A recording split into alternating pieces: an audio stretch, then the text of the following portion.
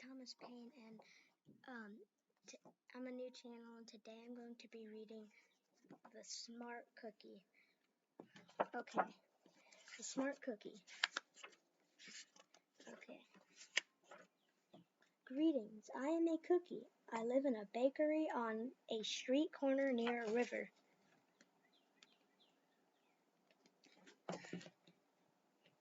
Come on in.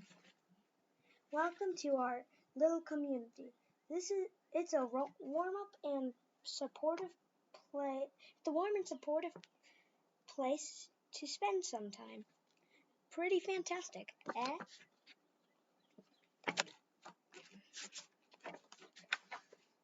These days, life is sweet, but my journey wasn't always a cakewalk. When I was younger, I couldn't have imagined fitting in here. For a long time, I didn't feel comfortable speaking up or sharing my ideas. I didn't feel like a smart cookie. I wanted to be a smart cookie who knew all the answers, a cookie who felt confident in a group, a cookie who said, aha, when solving a problem like this. Aha! Okay. Looking back, I had some trouble in my early days. I went to school in a gingerbread house. Our teacher, Mrs. Biscotti, was kind and patient. When I arrived each morning, she'd wave at me and smile. But I didn't get the best grades, and I never raised my hand because I couldn't think of the answers as fast as the others, and I was the last to finish most tests. It wasn't because I didn't care, and it wasn't because I didn't try. Sometimes I got distracted and would mess up, even though I knew the material. The material. Those who were the most frustrating moments of all. Another time, I added when I meant to subtract. Occasionally, we'd have a lesson where I had absolutely no idea what was happening. I just couldn't keep up. I imagined that my desk was a raft, and that I was completely lost at sea. But that's what it felt like. At night, I slept in a cookie jar. I had about 6 dozen roommates. Move, you move, no you move, no you move, no you move. I'd just stay awake and stare out the window and worry, sigh. It went this way, day after day after day. But then something happened that changed everything. Okay.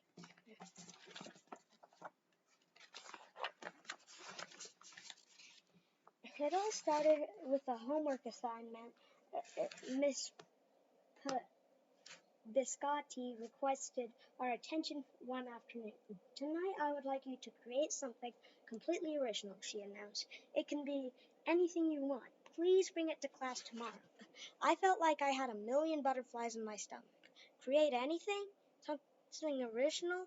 Due tomorrow? Go.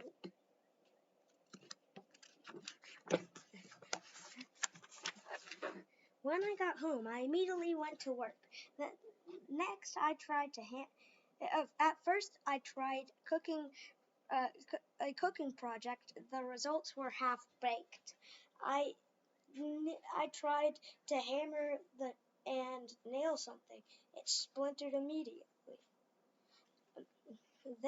Then I tried making a sculpture. It was a complete bust. I was I wondered if I was about to fail yet another assignment. I was stuck. I stared out the window and watched the rain hit the river. There was something mesmerizing about the water, how it moved in such a chaotic way, swirling around and around, yet ultimately figuring out exactly where it needed to go. Suddenly, I had an idea. I decided to write something original, a poem. Oh wait, I forgot to show you.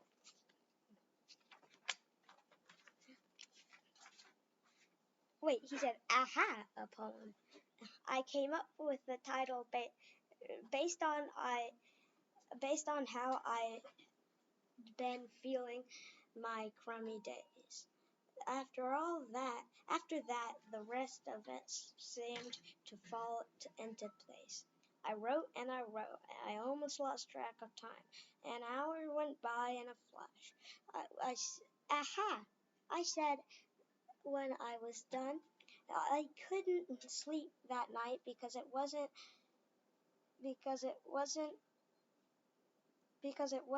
big night.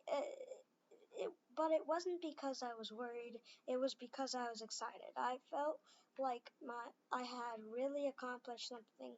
I felt dot dot dot smart.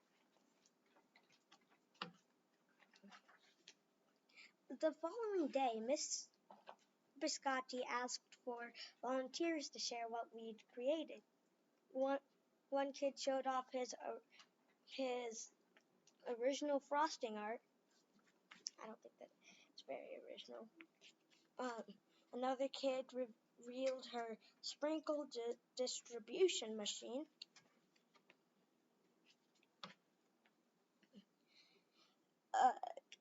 It was neat seeing how everyone was good at such different things.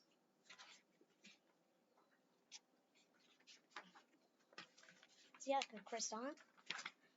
Finally, Miss Biscotti turned to me. Would you like to share anything? She asked. Gulp. I gulped. I thought I'd probably crumble under the pressure. But I made my way to the front of the classroom. I noticed that my hands were shaking. My mouth went dry. Um, um, This poem is called My Crummy Days, I said, my voice cracking, and then I read it aloud. The other kids laughed at parts that are supposed to be funny. As I built towards the finale, I felt myself becoming more confident and animated. And in the end, everybody clapped and cheered. I promise this. I'll never ever forget it. No, Miss Biscotti was beaming.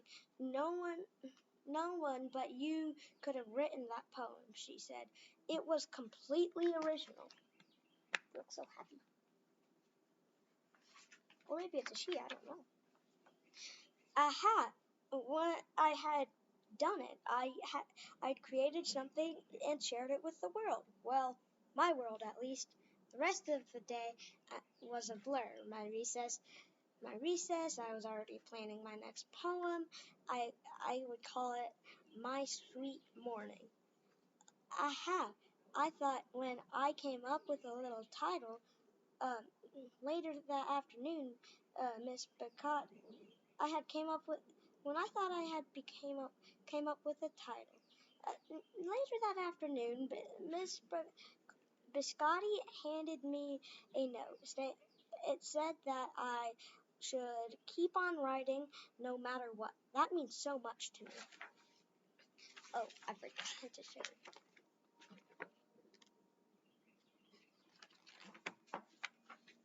School was a bit different after that. I wasn't so scared to raise my hand or ask a question or show my work. Sure, things still don't come as easily for me as they do for others, but now I know that you can be smart in many different ways. You don't have to have the have the answers to every question or suddenly be great at everything. All at once. You'll just need a chance to try all kinds of things. To find out who you are and what what you like to do. I don't know if that weight is really working. I don't know. Arms still look pretty skinny. Okay. As for me, I learned that I can write and I can think up great ideas. Sorry. And I've found plenty of other things I'm good at too. I no longer feel lost at sea. It's more like floating down a river. And the the best part is there is always more to learn.